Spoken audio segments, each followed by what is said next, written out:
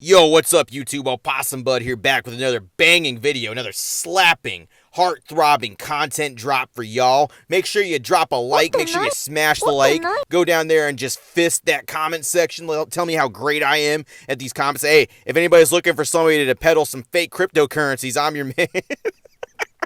Nah, all seriousness, hope you're doing well. I'm doing pretty good. I want to talk about Rainbow Rare Pokemon cards for a little bit because they are essentially the party mix, like the Chex Mix of Pokemon. There's some people that like parts about them. There's some people that don't like them at all. There's some people that only like the little brown biscuit thingies that are in there, which is beyond me. I don't know who actually eats that stuff. I think that shit's just made of straight clay. Holy Jesus.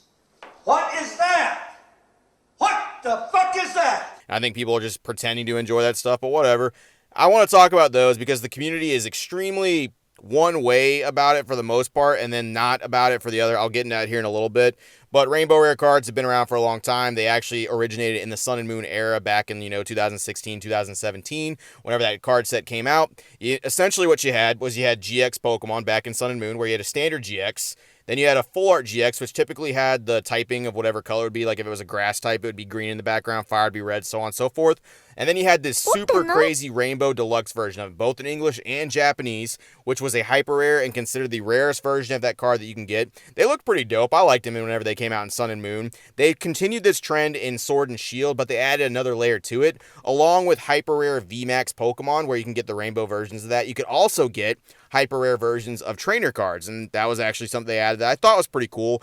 It does take away a little bit from the actual full art trainer cards that you have, but I fucking thought they were cool. I thought I liked the additional chase of more trainer cards. As you guys know, I'm a Japanese full art trainer card, baby. Ride or die. Ride or die. I will collect trainers, and they're the best card in every set. Hands down. I've been like that ever since they've been around, man. Ever since Black and White, that's been my jam and my shit. But I'll say this now. I've actually noticed a little bit of a change in like where people feel about rainbows. A lot of people don't like them. If they pull that from a box, whether it be Japanese or English or anything like that, for the most part, there are some exceptions I'll get into a little bit. It's like they pulled a plague out of that pack, man.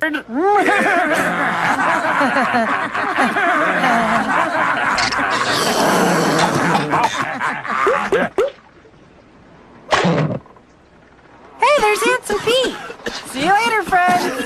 It's like they just opened it and it was full of spiders and they just crawled all over them. If they pull a rainbow rare, especially a rainbow rare trainer from an actual card set, it's just game over. They had a bad opening. That shit sucked. I want my refund. Take this back. Get that shit out of my goddamn face. I don't want to look at this box ever again. There's a lot of people that are like that whenever they pull those cards, especially people that were opening Eevee's Heroes and things like that. Once again, I'll get in that here in a little bit. Louder. I'm ugly and I'm proud. Louder. I'm ugly and I'm proud. Louder. I'm ugly and I'm proud. I am ugly and I'm proud. I'm ugly and I'm proud. Is that what he calls it? But people just do not like these cards really at all. And I have a lot of problems with that. I really do. And I'm going to get in that stuff. There's several different contradictions and several things I've noticed over the years of collecting Pokemon cards and the years that Rainbow Rares have been around where people kind of have this weird expectation of rainbows where, once again, you can like whatever you like, but the likes are not very consistent. I'm going to start getting into that. I'm going to roll into a couple topics. Hope you enjoy.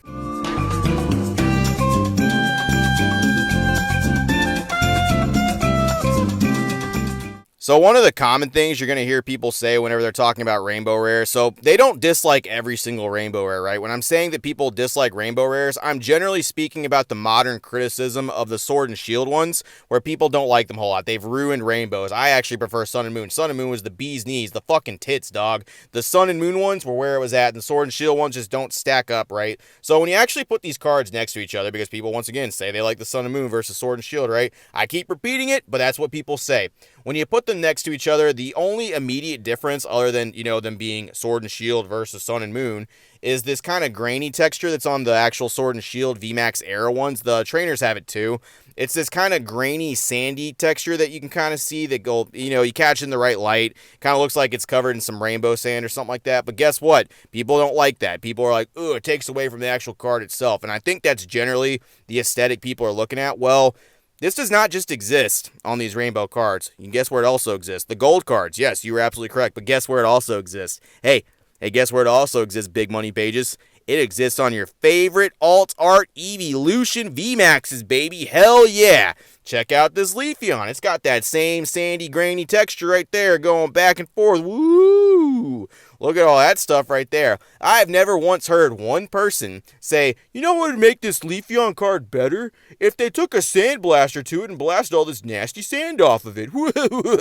Yeah, because no one cares about that sandy, grainy texture, right? No one cares about it. That's not what's holding this stuff up at all. That's not even the problem. So when you take that out of the equation and you put the rainbows next to each other, you're looking at essentially the same card versus one being VMAX and one typically being a GX or a tag team, right? Now, taking it even further than that, a lot of people say that the Sun and Moon ones have like better textures and stuff like that, and I imagine that's subjective. You can't really say that people are, once again, you can have your opinions, but when you put them together and you take that sandy shit kind of out of the equation and you catch them on the right light, people just say like the Sun and Moon ones stick out better. I just gotta disagree with that. I mean, like, look at this Victini right here. Like, it's just, you can catch the Victini super, super well, and you can catch the textures behind it too, and that's not exclusive to this stuff either. That's not exclusive to Victini.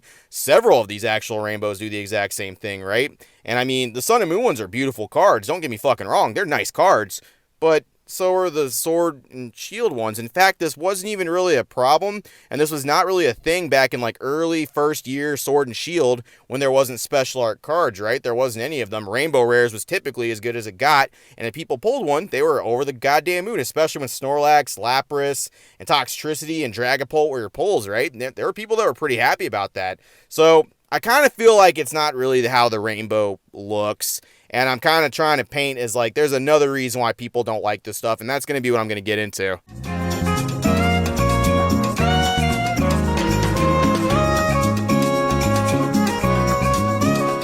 So there is a couple rainbow rares that people generally like, and they're generally accepted in the Sword and Shield era. So we got a couple big ones. You guys probably already know the first one, right? It's going to be the rainbow rare V-Star Charizard that just came out. People love that. It's obviously Charizard, right?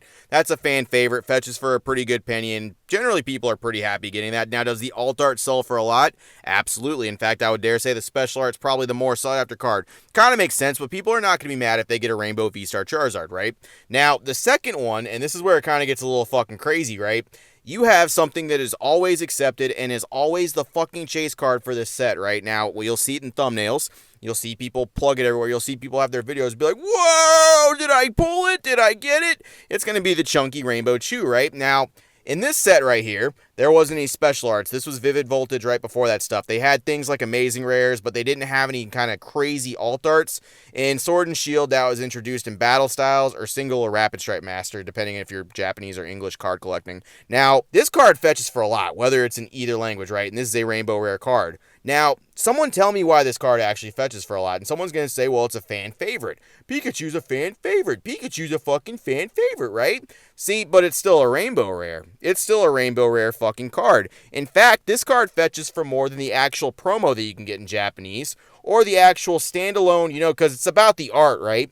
The actual VMAX Pikachu that exists in the set, they're still kind of pricey. They're still Pikachus, right? That rainbow rare is extremely sought after. Why is it when people don't like rainbows? Why is it then? Why do people like this card so much? Let's look at these prices for a little bit. Let's actually look and see what a Rainbow Chew sells for. Whoa. If you pick a Gordy box, I'm gonna ban everybody. I don't even care. It's a meme until you find it. It's funny to laugh about Gordy until you find it, and then it doesn't become funny anymore.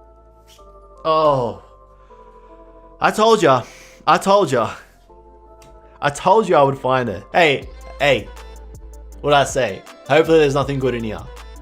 Alright, so here's where I'm going to start making my case for some stuff. See, I don't think people dislike rainbow rare cards as much as they say they do. I think it's the monetary value that's actually attached to this stuff, right? Now, Pikachu VMAX and Charizard VMAX are generally accepted by a lot of people, and they like them because they're the chase cards of their sets, right? They're pretty big. I know there's that alt art Charizard, but ain't nobody fucking turn out their nose to the rainbow fucking V-Star Charizard either, right? Now, these are the chase cards, and there wasn't any special arts in anything, you know, Vivid Voltage back. So if you go look at like Rebel Clash or the Sword and Shield base, your rainbows were the best cards you were getting besides your gold cards. And generally back then, there was some hate for the rainbow cards, but it wasn't near as bad as it is now. Now you got people that are just like, oh, get that shit away from me. Oh, Rainbow Trainer, you might as well have just gave me a box made of shit.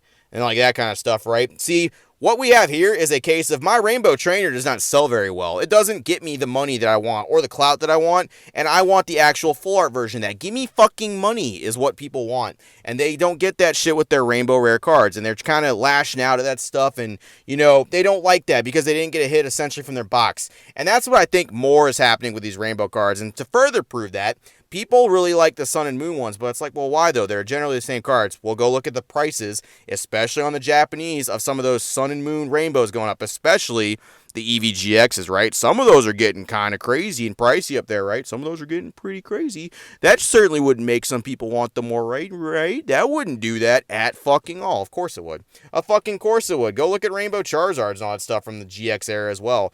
Dude, it's the money. It's the price, it's the hype, it's all that good stuff behind it. And once again, people just, I think they're just giving Rainbows way too much shit in the Sword and Shield era when they're beautiful cards, they're dope, they're nice pulls. At least you're getting boxes, at least you're getting like boxes that have hits. There have been no hit boxes before, and I think people are just full of shit. I really do. They're cool cards. I like the Rainbow Trainers. I don't like them as much as the actual full art trainers themselves. But once again, you don't see me trying to flip cards, man. I actually appreciate the Rainbow Trainers. They go in the binder just like all the other ones. And I'm going to collect them all. That's what I got. Let me know how you feel about this. I know this is a lot for Rainbow cards. They're not popular and all that stuff. But just let me know how you feel. Hope you're having a good night. And see you later. I am sick of all you guys ganging up on me. You guys all think you're so much better than me. Oh, Meg, that is the least fancy thing I have ever